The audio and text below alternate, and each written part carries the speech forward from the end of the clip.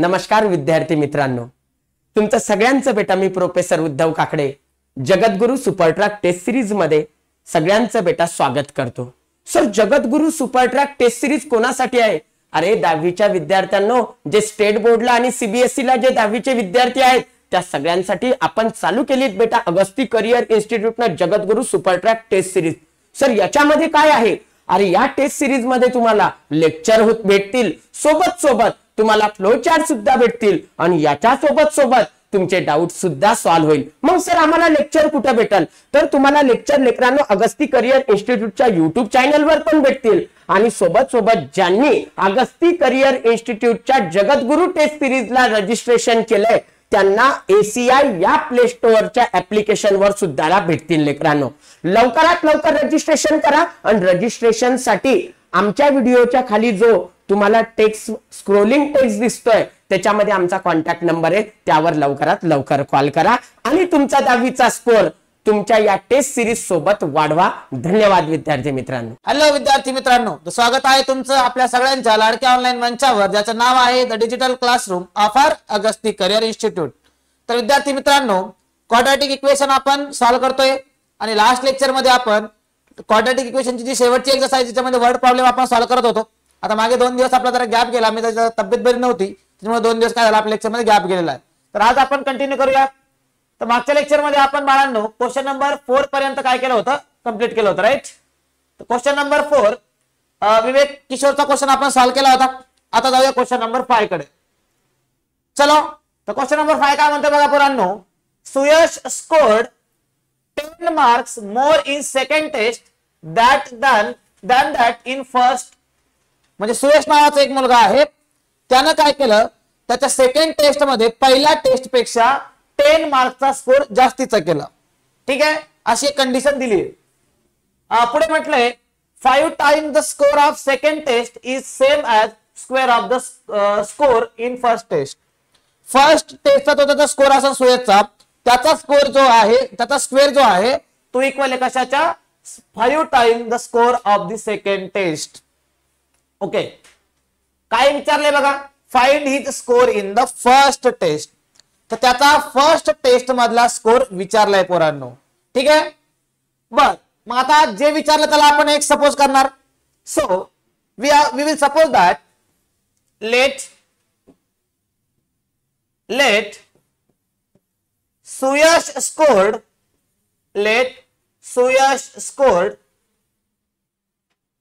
X marks in first test in his first test। सो आपल्याला विचारलं होतं की सुयशचा त्याच्या फर्स्ट टेस्ट मधला स्कोर काढा, तो आपण सपोज केला काय, X सपोज केला। मग आता मला सांगा रे पोरांनो, इथं काय म्हटले बघा, फर्स्ट कंडिशन बघा, आता सुयश स्कोर 10 मार्क्स मोर। सुयशनं काय केले, 10 मार्क्स जास्तीचा स्कोर केला कशामध्ये? सेकंड टेस्ट मध्ये। कशापेक्षा? फर्स्ट टेस्ट पेक्षा। म्हणजे त्याचा जो काही स्कोर असेल फर्स्ट टेस्टचा त्यापेक्षा 10 मार्क्स त्याला जास्त मिळाले कशामध्ये? सेकंड टेस्ट मध्ये। आता मला सांगा, मी जर म्हटलं की राम नावाचा एक मुलगा आहे, त्याला पहिल्या टेस्ट मध्ये 20 मार्क्स मिळाले, पुढच्या टेस्ट मध्ये 10 मार्क्स जास्तीचे मिळाले, तर पुढच्या टेस्ट मध्ये त्याला किती मार्क्स मिळाले? 20 + 30 मिळाले। म्हणजे जो आधीचा स्कोर आहे त्याच्यामध्ये तुम्ही काय करताय, 10 ऍड करताय। तसंच मग पहिल्या टेस्ट मध्ये जर त्याला X मार्क्स मिळाले असतील पोरांनो, तर सेकंड टेस्ट मध्ये त्याला किती मार्क्स मिळतील? X + 10 करावं लागेल। So Suyash scored X + 10 marks in second test. Test बरं का, मी टर्म लिहिलं, सेकंड टेस्ट। ठीक आहे, फर्स्ट टेस्ट मध्ये X मार्क्स म्हणून सेकंड टेस्ट मध्ये 10 जास्तीचे म्हणजे X + 10 मार्क्स। चला, एवढं क्लिअर झालं। Now come toward the condition. आता कंडिशन काय म्हटली बघा, बाय गिव्हन कंडिशन। आता कंडिशन मध्ये काय म्हटले बघा पोरांनो, 5 times the score of the second test. Second टेस्टचा जो स्कोर आहे त्याच्या 5 टाइम्स। मग सेकंड टेस्टचा स्कोर काय आहे? X + 10 त्याच्या 5 टाइम्स, म्हणजे इंटू काय करावं लागेल? Into 5 times the score of second test, म्हणजे 5 × X + 10 इज म्हणजे काय येतं मॅथ्स मध्ये इक्वल घेतो आपण इक्वेशन एक्सप्रेस करताना इजला इक्वल करतो. इज सेम ॲज म्हणजे इक्वल कशाच्या equal square of the score in the first test. First टेस्टच्या स्क्वेअरच्या इक्वल आहे. मग फर्स्ट टेस्टचा स्क्वेअर काय फर्स्ट टेस्टचा स्कोर काय होता भाऊचा एक्स त्याचा स्क्वेअर होईल एक्स स्क्वेअर आणि हे आपल्याला मिळालं पोरांनो क्वाड्रॅटिक इक्वेशन. मग त्याला सिम्प्लिफाय करू काय होईल right x square as it is हे इकडून लिहितो इकडून लिहितो आम्ही 5 into x 5x 5 into 10 होईल 50. क्लिअर. आता हे दोघं राईटचे लेफ्टला आणा काय मिळालं रे. So we get x square minus 5x minus 50 equal to 0 right. So इथे किती 50 ना 50 इक्वल्स टू 0. मग आता हे सॉल्व करणं आहे सांगा मग मल्टिप्लिकेशन यायला पाहिजे -50 गॅप असायला पाहिजे -5चा काय रे 10 5चा. आता हे मायनस म्हणजे 10 ला मायनस करणं लागेल काय मिळाले मग फॅक्टर -10 + 5. मग आता कसं राईट करणार देअरफॉर फॅक्टरच्या फॉर्म मध्ये x - 10 into x + 5 equal to 0. मग दोघांचा प्रोडक्ट 0 म्हणजे काय रे पोरांनो दोघांपैकी एक 0 म्हणजे either x - 10 equals to 0 or x + 5 equal to 0. -10 plus होईल प्लस 5 मायनस होईल. ठीक आहे. सो x इक्वल टू 10 और x इक्वल टू -5. पण बघा आता हा जो त्याचा स्कोर हा टेस्ट मधला स्कोर आहे. मग टेस्ट मधला स्कोर पोरांनो निगेटिव्ह नसतो. आता लक्षात घ्या सत्य म्हणणार नीट जेई सीईटीच्या एक्झाम मध्ये ते निगेटिव्ह मार्क्स मिळतात. तर लक्षात घ्या ज्या एक्झाम मध्ये निगेटिव्ह मार्क्स असतात तिथे मिळतात ते ऑब्जेक्टिव्ह टाईप क्वेश्चन असतो. इथं असं म्हटलं की ते ऑब्जेक्टिव्ह टाईप आहे कुठलंही नाही त्यामुळे इथं आपण स्कोर निगेटिव्ह नाही कन्सिडर करू शकत. ठीक आहे ना. सो इथे लिहिणार आपण but score of the test can not be negative. Score बाळांनो इथं आपण निगेटिव्ह कन्सिडर करू शकत नाही. मग स्कोर जर निगेटिव्ह होत नसेल तर पॉझिटिव्ह वाला नंबर घ्यावा लागेल. म्हणजे निगेटिव्ह 5 चालेल का रे मग नाही चालणार. म्हणजे x इक्वल टू काय येईल पोरांनो 10 येईल. आणि x म्हणजेच काय होतं मग त्याचं फर्स्ट टेस्ट मधला स्कोर होता जो की आपल्याला विचारला आहे. मग फर्स्ट टेस्ट मधला स्कोर किती झाला पोरांनो सुयशचा 10 मार्क्स झाला. मग इथं खाली लिहिणार आपण Suyash scored 10 marks in the first test. First test मध्ये सुयशचा स्कोर किती मग 10 मार्क एवढा आहे. जर आपल्याला सेकंड टेस्टचा विचारला असता किती झाला असता रे मग सेकंड टेस्ट मध्ये काय x + 10 मग 10 + 10 काय झालं असतं 20 झालं असतं. क्लिअर. सगळ्यांना क्लिअर झालंय का कळलाय क्वेश्चन. चलो जायचं पुढच्या क्वेश्चन कडे. मग चला जाऊया पुढच्या क्वेश्चन कडे क्वेश्चन नंबर 6 कडे. नाव कम टुवर्ड क्वेश्चन नंबर 6. मग आता क्वेश्चन नंबर 6 मध्ये काय म्हटलंय बघा पुरांनो. क्वेश्चन नंबर 6 मध्ये म्हटलंय mister Kasam runs a small business of making earthen pots. म्हणजे कसमचा काय earthen pot म्हणजे मातीचे भांडे बनवण्याचा एक बिझनेस आहे. He makes certain number of pots on daily basis. आता इथून काहीतरी लॉजिक बनतं बघा म्हणजे क्वेश्चन साठी नीड आहे या सेंटेन्सची. म्हणजे जे डेली बेसिस वरती जे नंबर ऑफ पॉट्स बनणार ते सर्टन नंबर ऑफ म्हणजे काहीतरी पर्टिक्युलर नंबर काहीतरी फिक्स नंबर आहे. दर 10 बनतात दररोज 10 बनतात असं टाईपचं. Production cost of each pot is 40 more than 10 times total number of pots. तर एका पॉटची जी प्रोडक्शन कॉस्ट आहे ती प्रोडक्शन कॉस्ट दररोज जेवढे काही पॉट बनतील त्याच्या 10 टाइम्स पेक्षा 40 जास्त आहे. सांगतो टांग घेऊ नका. पुढे काय म्हटलंय बघा if production cost of all pots per day is ₹600. एका दिवसामध्ये तो जेवढे काही पॉट बनवल त्या सगळ्यांची कॉस्ट किती आहे प्रोडक्शन कॉस्ट 600 आहे. तर आपल्याला विचारलंय find production cost of one pot and number of pots he makes per day. तर आपल्याला काय करायचंय एका पॉटची प्रोडक्शन कॉस्ट काढायची आहे आणि किती पॉट तो दररोज बनवतो ते पण शोधायचंय. म्हणजे नंबर ऑफ पॉट शोधायचे आणि कॉस्ट ऑफ पर पॉट म्हणजे एका पॉटची कॉस्ट शोधायची. ठीक आहे. तर पहिले आपण आता इथे सपोज करून घ्यावं लागेल बघा.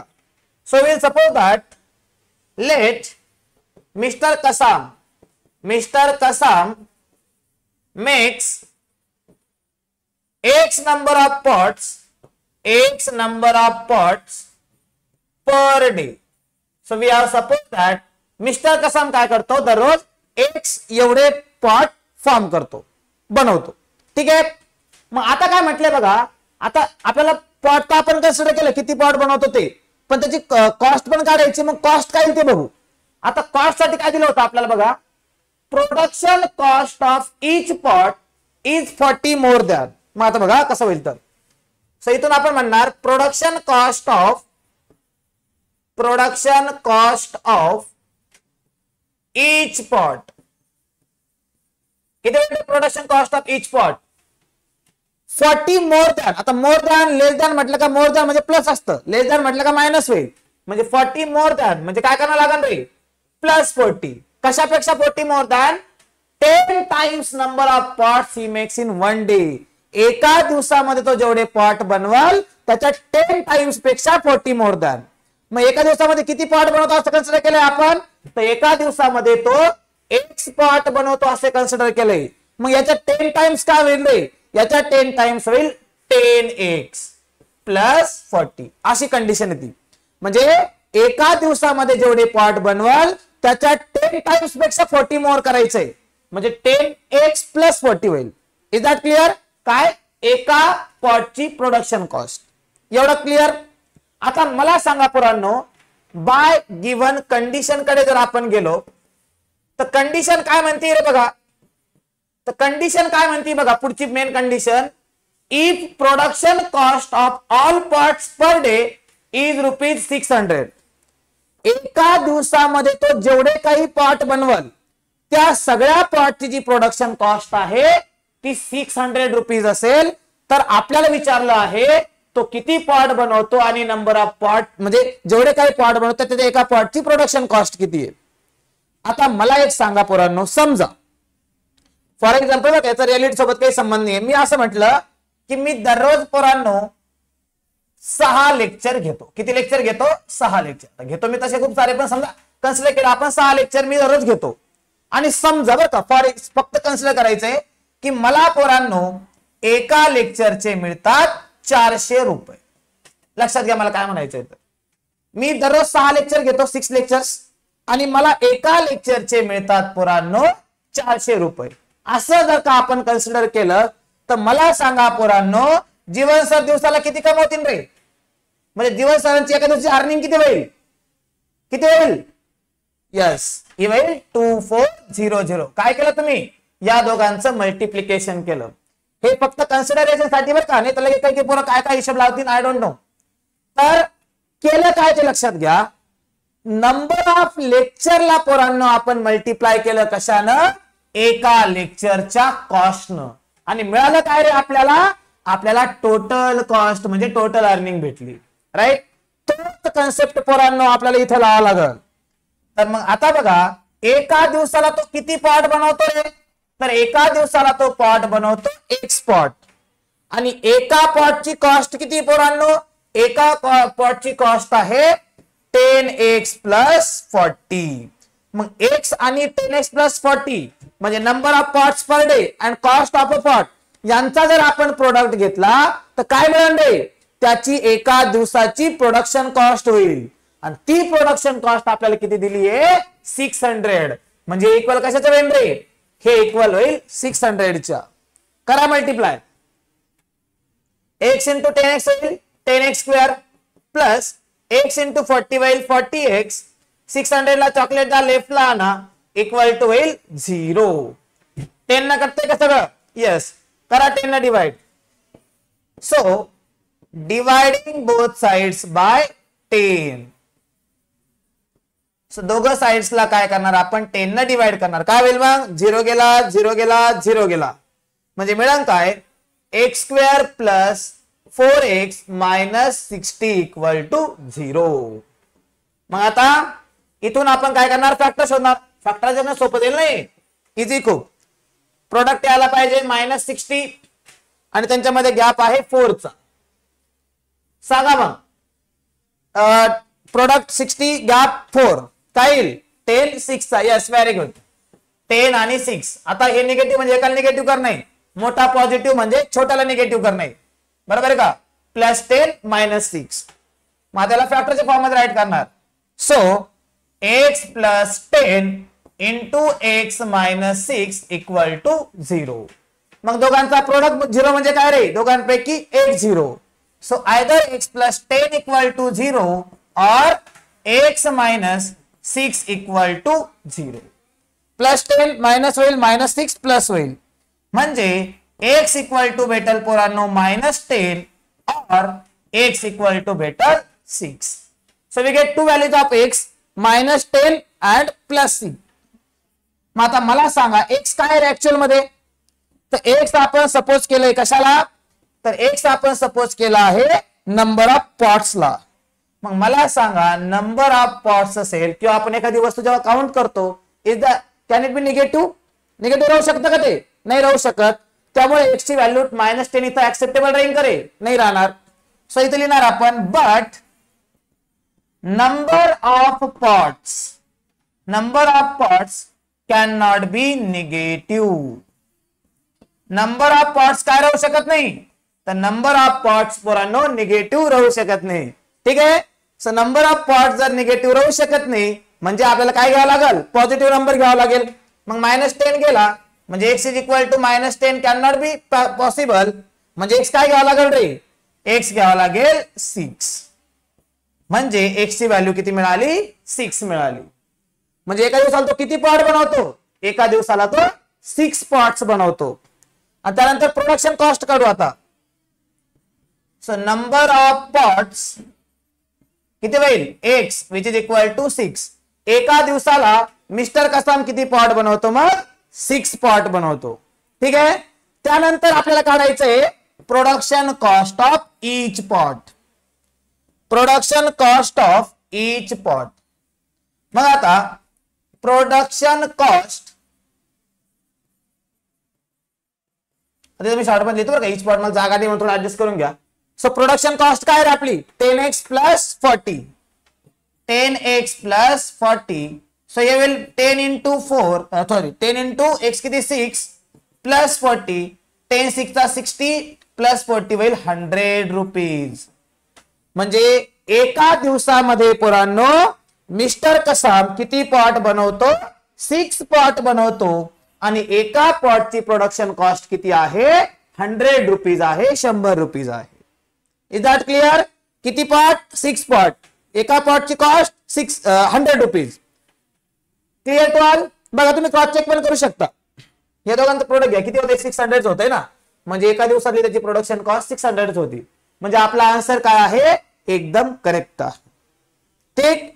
आला लक्षात क्वेश्चन नंबर 6 सगळ्यांचा? चला क्वेश्चन नंबर 7 घेऊन टाकू, नंतर आज थांबू आपण. सो आता क्वेश्चन नंबर 7 बघू पोरांनो. आता क्वेश्चन नंबर 7 बघा. इथे तुम्हाला अपस्ट्रीम डाऊनस्ट्रीम दिलंय.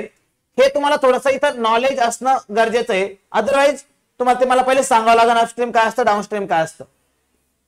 आता बघा क्वेश्चन काय म्हणतोय? Prateek takes 8 hours to travel 36 kilometre downstream and return to the same spot. Okay. The speed of boat in still water is 12 km/h. Find the speed of water current. आता हे काय असतं लक्षात घ्या पोरांनो. बघा समजा एक नदी, अशी नदी वाहणारी नदी, अशी ही समजा नदी आहे आपली. एखादी नदी कन्सिडर करा. आता समजा एखाद्या नदीमध्ये पाणी आहे आणि या नदीमध्ये काय केली आपण? एक बोट टाकली. ठीक आहे. ही समजा अशी बोट आहे, ही नदीमध्ये आपण टाकली. ठीक आहे. ही अशी बोट आहे, नदीमध्ये आपण टाकली. आता मला सांगा अशी नदी दिसते म्हणजे पाण्याची डायरेक्शन अशी असेल, पाणी इकडे वाहतंय. आता मला सांगा पोरांनो, आता बोट जर का जिकडे पाणी वाहतंय त्याच डायरेक्शन जर बोट जात असेल तर याला म्हणतात डाऊनस्ट्रीम. याला काय म्हणतात? डाऊनस्ट्रीम म्हणतात. आणि जर का जिकडे पाणी वाहतंय त्याच्या अपोजिट डायरेक्शन जर का बोट जात असेल, प्रवास जर अपोजिट डायरेक्शन करत असेल, म्हणजे पाणी खाली वाहतंय आणि बोट जर अपोजिट डायरेक्शन चालली, याला म्हणत असतात अपस्ट्रीम. याला काय म्हणतात? अपस्ट्रीम म्हणतात. लक्षात आलंय का? डाऊनस्ट्रीम म्हणजे काय? जिकडं बोट वाहती त्याच नाही, जिकडं पाणी वाहतात त्याच डायरेक्शन जर का बोट जात असेल तर डाऊनस्ट्रीम, आणि अपोजिट जात असेल त्याला काय म्हणायचं? अपस्ट्रीम. ठीक आहे. हे असं लक्षात ठेवा, अपोजिट अपस्ट्रीम सेम सेम आहे ना प्रोनाउन्सिएशनला, अपोजिट अपस्ट्रीम आणि सेम डायरेक्शनला काय होईल मग डाऊनस्ट्रीम. बरं आता मला सांगा अपस्ट्रीम डाऊनस्ट्रीम क्लिअर. आता मला एक सांगा, बरं मला एक सांगा आता जिकडे पाणी वाहतंय म्हणजे डाऊनस्ट्रीमचा जर आपण विचार केला तर बोटची स्पीड डाऊनस्ट्रीमच्या वेळेस जास्त राहील का अपस्ट्रीमच्या वेळेस जास्त राहील रे? म्हणजे बोट डाऊनस्ट्रीमच्या वेळेस फास्ट जाईल का अपस्ट्रीम मध्ये फास्ट जाईल? तर बोट बाळांनो डाऊनस्ट्रीमच्या वेळेस फास्ट जाईल. का बरं बघा, आता आपण समजा कन्सिडर केलं बोट जी ना, बोटची जी स्वतःची स्पीड आहे ती काहीतरी असेल, समजा 2 किलोमीटर पर आवर असे काहीतरी आहे किंवा जे काय असेल ते, आणि पाणी जे वाहतंय नदीचं पाणी जे वाहतंय त्या पाण्याची पण काहीतरी स्पीड असेल ना. सो जे पाण्याची स्पीड असते त्याला म्हणतात स्पीड ऑफ वॉटर करंट. जी पाण्याची स्वतःची स्पीड असती, पाणी ज्या स्पीडनं वाहत असतं त्याला म्हणतात स्पीड ऑफ वॉटर करंट. मग आता बघा, जर आपण म्हटलं डाऊनस्ट्रीमचा विचार केला आपण आणि आपण म्हटलं बोटची स्पीड किती होती, बोटची स्वतःची स्पीड 2 किलोमीटर पर आवरची, आणि जी वॉटर करंट आहे स्पीड ऑफ वॉटर करंट याची स्पीड आहे समजा किती 1 किलोमीटर पर आवरची. ठीक आहे. मग मला सांगा ज्या वेळेला ही बोट जिची स्वतःची स्पीड 2 किलोमीटर पर आवरची आहे ती जिकडे पाणी वाहत त्या डायरेक्शन जर का गेली तर हिची स्पीड किती होईल रे? यस, ही स्पीड होईल पोरांनो किती 3 किलोमीटर पर आवर. कस काय? तर डाऊनस्ट्रीमच्या वेळेस जेव्हा ती बोट अशी वाहल इकडं ती स्वतःच्या स्पीडनं तर जाईनच, पण ते वॉटर करंटची स्पीड तिला भेटेल ना. म्हणजे ही स्पीड आणि ही स्पीड काय होईल ऍडिशन होईल आणि डाऊनस्ट्रीमच्या वेळेस काय होईल मग स्पीड वाढल आणि ती स्पीड किती होईल 3 किलोमीटर होईल जर ही 2 ही 1 असली तर. आणि अपस्ट्रीमच्या वेळेस काय होईल, अपस्ट्रीमच्या वेळेस एक्झॅक्ट उलट होईल. मग याच्या ही 2 ही 1 ते अपोज करेल, त्याला अपोज करेल म्हणजे स्पीड कमी होईल आणि कमी किती होईल 2 - 1 म्हणजे 1 किलोमीटर पर आवर. बघा साधं तुम्ही आपलं एक्झाम्पल घ्या. आपण जर समजा एखादं पाणी वाहतंय त्या नदीत जर उतरलो समजा ना, आपण जिकडे पाणी वाहतंय त्या डायरेक्शन जर चालायला लागलो तर ते पाणी आपल्या समोर ढकलतं, बघा असं पुढे ढकलतं. जर आपण जिकडे पाणी वाहतंय त्या अपोजिट डायरेक्शन चालायला लागलो तर ते पाणी आपल्याला असं अपोज करतं, बघा असं पुढे पटपट चालू देत नाही. म्हणजे थोडक्यात समजायचं कन्सेप्ट काय, इथं डाऊनस्ट्रीमच्या वेळेस स्पीड वाढेल आणि अपस्ट्रीमच्या वेळेस स्पीड काय होईल कमी होईल. Is that clear? काय कन्फ्युजन? तर जेव्हा तुम्हाला डाऊनस्ट्रीमची स्पीड काढायची असेल तुम्ही काय करा, speed of boat plus speed of water current दोघांची ऍडिशन करायची, आणि जेव्हा तुम्हाला अपस्ट्रीमची स्पीड काढायची असेल speed of boat minus speed of water current तिथं सबट्रॅक्शन करायची. ठीक आहे लक्षात? चला आपल्या क्वेश्चन कडे जाऊ बाळांनो. आपण हे थेरी तुम्हाला सांगणं गरजेचं होतं, त्याशिवाय तुम्हाला तो क्वेश्चन कळाला नसता, त्यामुळे हे तुम्हाला मी क्लिअर करून दिलं. ठीक आहे. Now come towards the question. तर क्वेश्चन काय म्हणतोय बघा पोरांनो, तर क्वेश्चन म्हणतोय Prateek takes 8 hours to travel 36 kilometre downstream and return to the same spot. म्हणजे प्रतीक काय करतो 8 तासामध्ये डाऊनस्ट्रीमला जातो किती 36 किलोमीटर. समजा इथून निघाला प्रतीक, हे असं डाऊनस्ट्रीमची डायरेक्शन ही, आणि इथं गेला 36 किलोमीटर आणि परत रिटर्न येईल. मग रिटर्न येताना किती होईल त्याचं डिस्टन्स तेवढंच होईल ना. जर गेला 36 किलोमीटर येईल बी तर 36 किलोमीटर ना, कारण return to the same spot म्हणले म्हणजे इथून पुन्हा इथंच रिटर्न येतोय. म्हणजे सॉरी, जाताना जर डिस्टन्स 36 किलोमीटर असेल तर येताना बी तेवढंच होईल ना 36 किलोमीटर, राईट. मग या दोन्ही प्रवासासाठी डाऊनस्ट्रीमच्या अपस्ट्रीमच्या त्याला किती वेळ लागला 8 hours लागले. म्हणजे अपस्ट्रीम आणि डाऊनस्ट्रीम जो ना 36 जाण्याचा आणि 36 किलोमीटर येण्याचा प्रवास केला, या पूर्ण प्रवासासाठी त्याला किती वेळ लागला पोरांनो 8 तास जर लागले असतील तर आपल्याला विचारलंय अजून काय दिलंय आपल्याला, जी बोट आहे तिची स्टील वॉटर म्हणजे संत पाण्यातील गती म्हणजे तिची सेल्फ स्पीड कशाची बोटची ती आहे 12 किलोमीटर पर आवर. तर आपल्याला विचारले स्पीड ऑफ वॉटर करंट म्हणजे जी पाण्याची वाहण्याची स्पीड आहे ती किती असेल. ठीक आहे. मग आपण ती सपोज करणार 1 किलोमीटर पर आवर. क्वेश्चन आला लक्षात? तर बघा, let speed of water current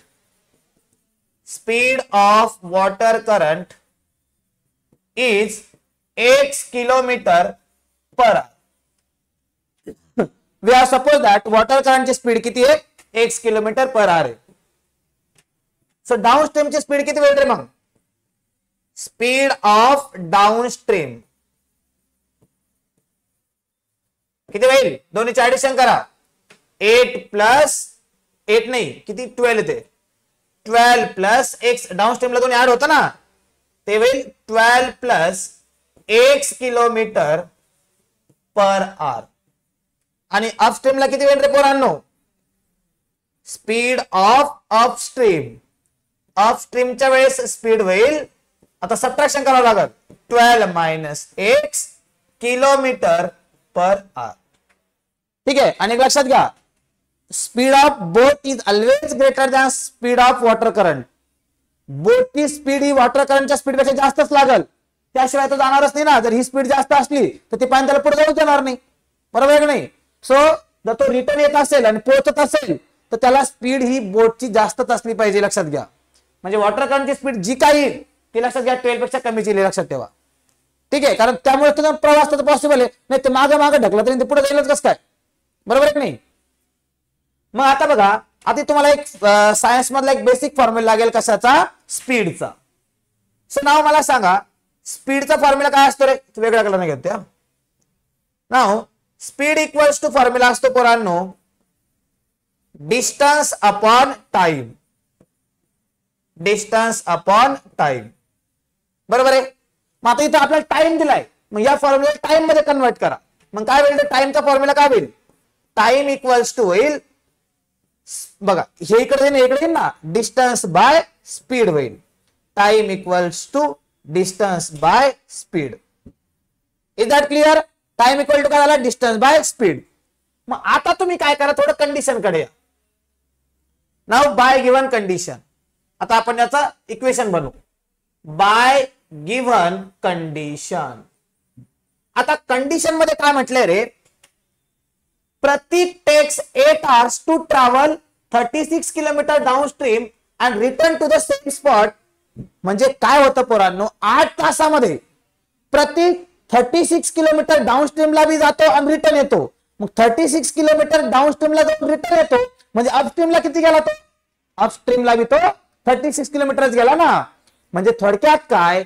8 तासामध्ये जो प्रतीक भाऊ आहे प्रतीक भाऊनं काय केलं 8 तासामध्ये 36 किलोमीटर डाऊनस्ट्रीमचं डिस्टन्स कव्हर केलं आणि 36 किलोमीटर अपस्ट्रीमचं डिस्टन्स बी कव्हर केलं किती वेळात 8 तासात मग आता टाइमचा फॉर्म्युला डिस्टन्स बाय स्पीड मग मला सांगा जे पहिले डाऊनस्ट्रीम बद्दल बोललेलं आहे मग डाऊनस्ट्रीमच्या वेळेस त्यानं किती डिस्टन्स ट्रॅव्हल केला 36 लक्षात घ्या बरं का मी काय म्हणतोय डाऊनस्ट्रीमच्या वेळेस त्यानं डिस्टन्स ट्रॅव्हल केलं किती 36 आणि डाऊनस्ट्रीमच्या वेळेस स्पीड किती होती भाऊची तर डाऊनस्ट्रीमच्या वेळेस स्पीड होती 12 प्लस x ची इज इक्वल्स टू नाही इक्वल्स नाही काय बघा हे काय काढलं मी लक्षात घ्या डाऊनस्ट्रीमचा डिस्टन्स अपॉन डाऊनस्ट्रीमचा स्पीड मग डिस्टन्स बाय स्पीड म्हणजे मी काय काढलं टाइम काढला कशाचा डाऊनस्ट्रीमचा हा टाइम झाला आणि आता अपस्ट्रीमचा टाइम काढतो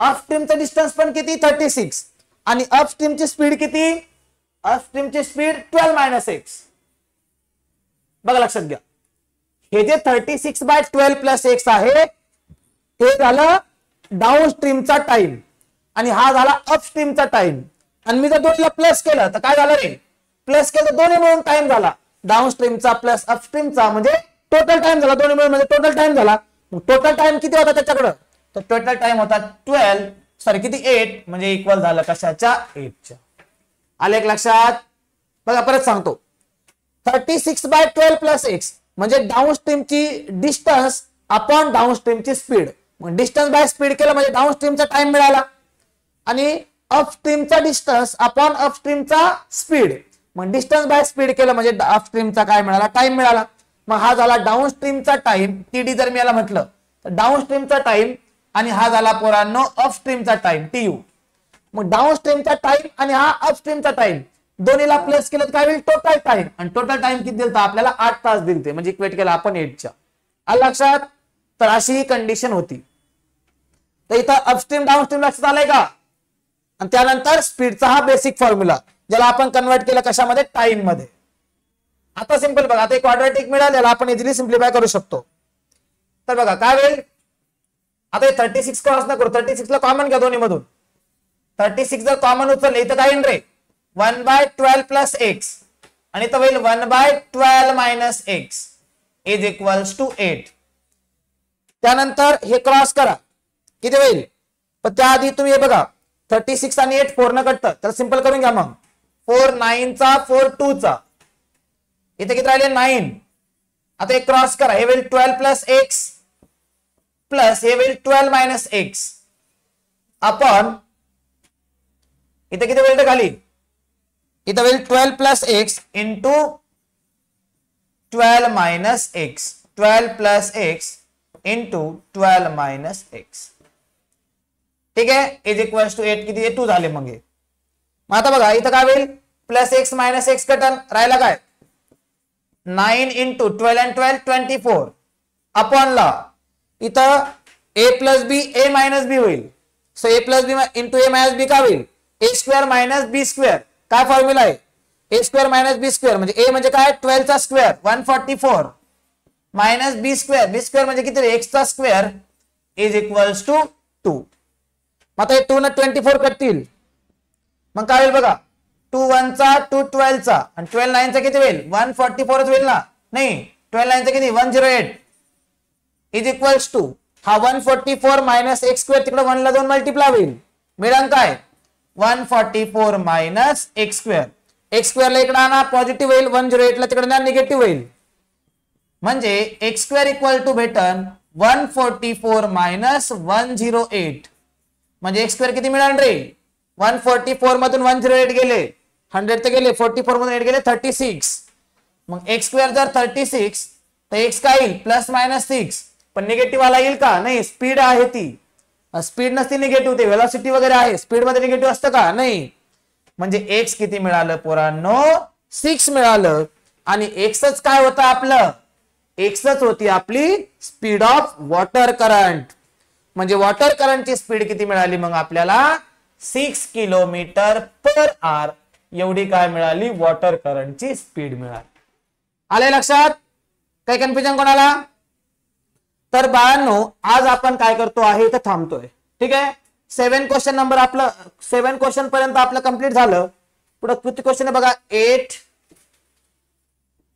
9 आणि 10 3 क्वेश्चन आपले बाकी आहेत. हे 3 क्वेश्चन काय करू आपण नेक्स्ट लेक्चरला कव्हर करून घेऊ. ठीक आहे, तर मागे आपले 1-2 दिवस गॅप गेलेला आहे, त्याबद्दल मी तुमचं सर्वांचं एकदा माफी मागतो. ठीक आहे, यानंतर काय करणार आहे आपण आता कंटिन्यू करणार आहे. ठीक आहे, तर आजच्या लेक्चर साठी एवढं सफिशियंट आहे ना मग सगळ्यांना. सगळ्यांनी काय करा, सगळे क्वेश्चन नीट प्रॉपर वेनं काय करायचे पुन्हा एकदा सॉल्व्ह करून बघायचे आहे. आज तर काही मी होमवर्कला क्वेश्चन स्किप केलेलं नाहीये, पण तुम्हाला जर टाइम असेल तर मग पुढचे क्वेश्चन तुम्ही ट्राय करून बघू शकता. आणि ज्या पोरांनी मागचे व्हिडिओ बघितले नाही क्वाड्रॅटिकचे ते सगळे व्हिडिओ काय करा बघून घ्या. चॅनलला सबस्क्राईब केलं नसेल तर सबस्क्राईब करून टाका आणि व्हिडिओला लाईक केलं नसेल तर लाईक करून टाका. ठीक आहे, चलो bye bye tata, take care, do study.